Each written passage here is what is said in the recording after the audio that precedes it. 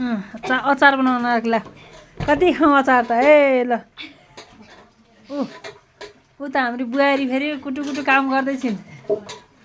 यता यता हाम्रो सानीमा फेरि ल हेर पिठो मुस्दै उता मम्मी फेरि सेल पकाउँदै हुनुहुन्छ है सङ्क्रान्ति नजिक आउँदैछ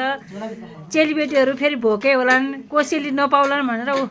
भट्टाभट्टी दनादन दिइरहेका छन् ल रमाइलो छ ल काइता यसले हेर कुकुरलाई फेरि बाफ्रे बाफ्रे पुरा दर्शन गराउँदैछ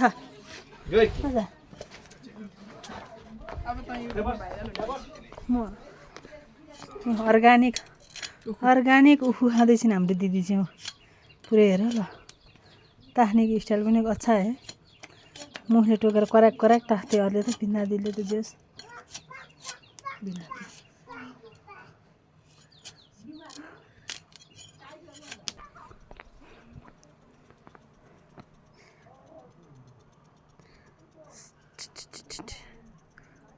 कति राम्रो छ ल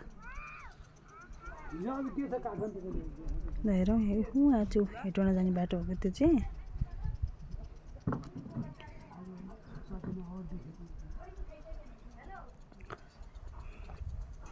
हाम्रो ठुल्बाको घरमा हामी चाहिँ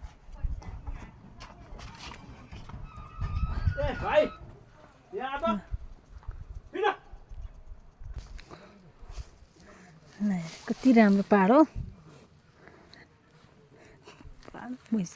पुरा घुरिरहेको छ भैँसीले चाहिँ मलाई बेसमारी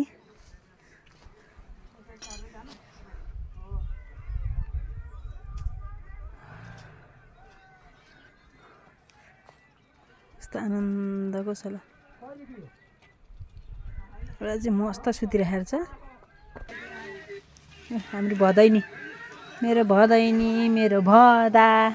पुन्टुरो ल मेरो चाहिँ काम स्टार्ट भयो यहाँ